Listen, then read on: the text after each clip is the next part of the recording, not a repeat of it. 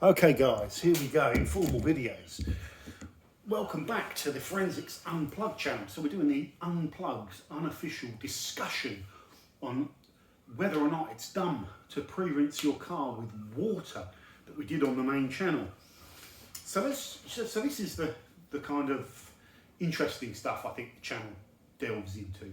So before I shot that video, and it was a very informal video, I was kind of thinking, I'm pretty sure that when you rinse road film first with water, it seems to reduce the effectiveness of the snow foam. I've seen that, you know, so that was my little pre-thoughts that I said in the video.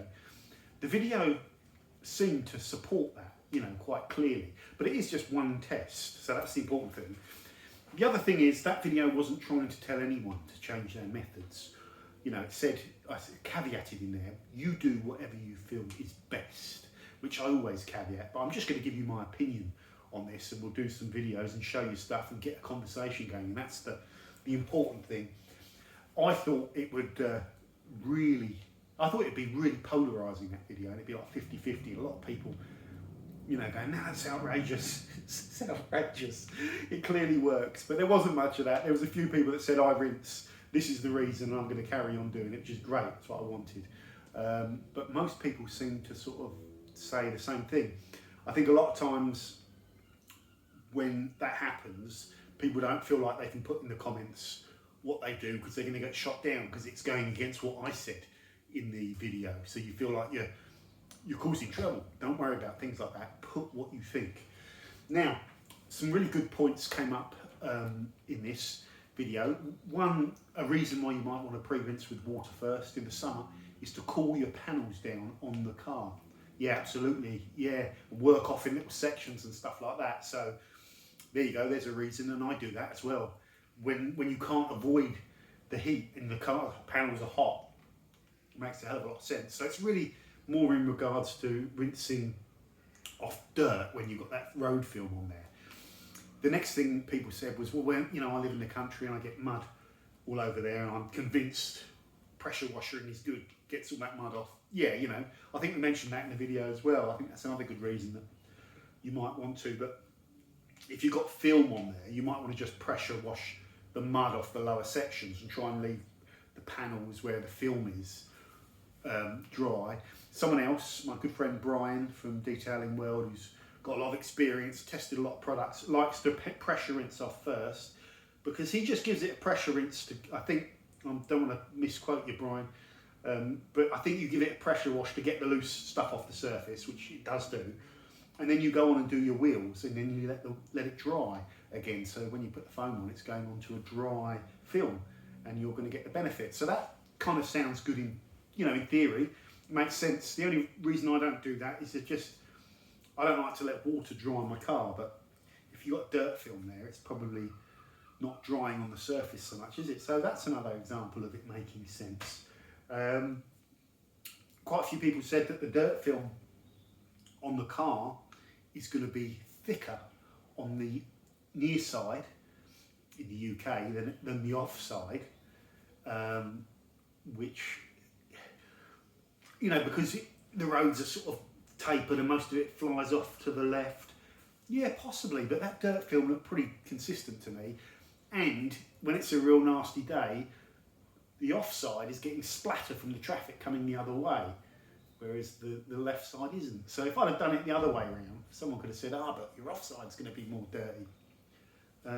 Yeah, both sides were good, but in theory you could repeat the test, but then you've got a different set of road film that wasn't the same as the first one, so it's another variable. But anyway, these are some of the interesting things that come out in the conversation. Some people were moaning on Facebook and saying, you know, what's the point of this test? What are they moaning about? I can't remember. Someone moaning about something. My memory is awful. You know, why do I listen to you? You know, I'm not interested in listening to you. That's fine. But what are you doing on the Facebook page if you're not interested? If you're interested in other people's opinions, you know, and stuff like that, that's absolutely great. Go to those venues.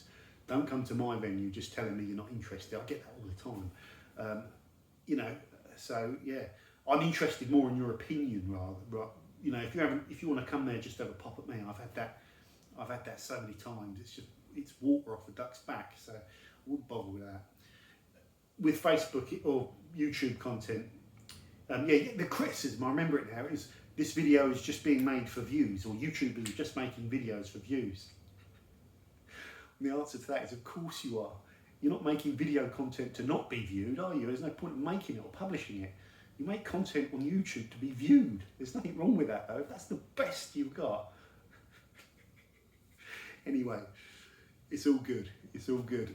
But yeah, I encourage anyone, even if you disagree, to get stuck into the subject matter rather than getting stuck into me, because you won't feel good about getting stuck into me, or you might do, but it doesn't go anywhere. So get stuck into the content and get involved as well, because I don't want universal agreement. I want to be challenged. I want other ideas, I want other options. And that was a great video, I think, because everyone's got an opinion on it. And that video just suddenly becomes a mass list of opinions, and you sort of go through those opinions, and some of these people that are watching have thought about all these things. They're more addicted to it than I am. I just like the idea of doing tests like that. We are going to do a follow-up video on whether or not you should blast out your wheels with water first, or you should soak them with chemicals. Now, I'm going to just say in advance that I think, I'm just trying to think if I've ever just blasted them down on my channel. I'm sure I have. So I don't think it's that important, but I think it's the same principle, that you're better off at spraying the chemicals in first before you do the blast. I really do think you are. Because someone made a brilliant point, is that the dirt absorbs the water and gets saturated with water. When it's full of the water, it doesn't draw in any of the chemicals. So that's a really good point there. It's a really astute point. And that's probably the biggest contributor, that your dirt is saturated with water in there, and the water is not an effective cleaner.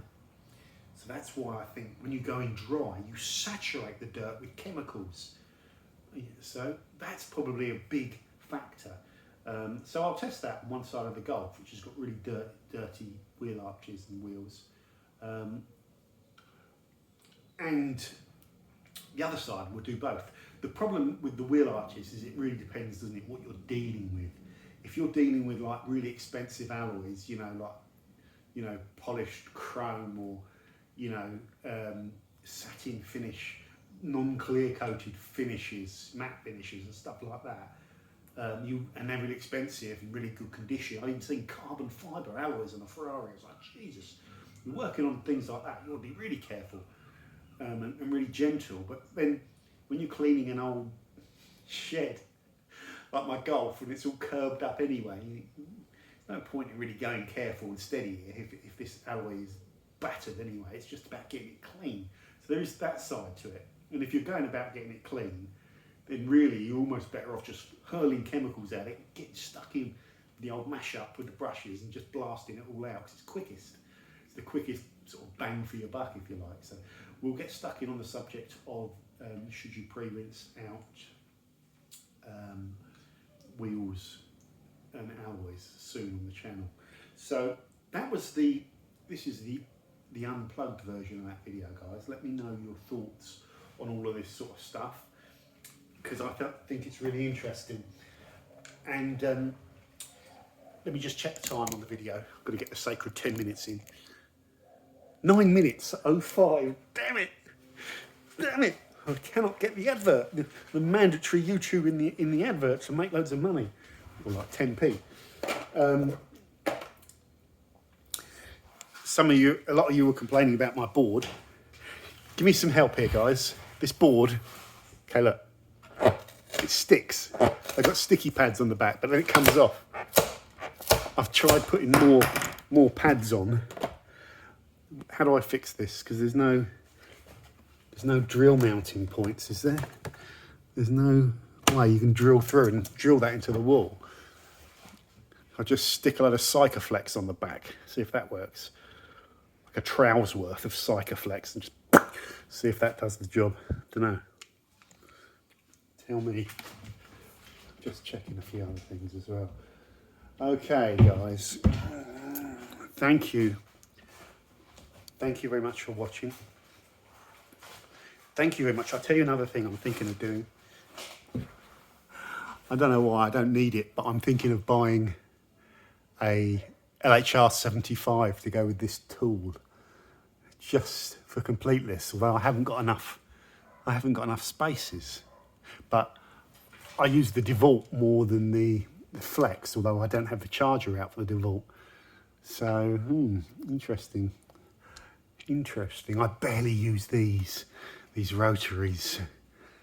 You know, I barely use them, so maybe they can go in the cupboard, and then I can put an LHR 75 there, maybe even a little nano hybrid. Who knows? I need to build another one of these and put it somewhere else, because I've also got all of Imran's tools down here. You know, the DA8, the DA12, the DA15. It'd be nice to have those up on the wall. How many polishers do you need? I'm gonna have like, I got 1, 2, 3, 4, 5, 6, 7. I've got the DeWalt rotary 8. I've got 3 more with the Imran's DAs, so it's like 11. I'm sure I've got more down there as well. I've got 11 polishing machines, maybe soon to be like 13. Okay, guys, I've waffled it out. Take care, and I'll see you soon. Bing.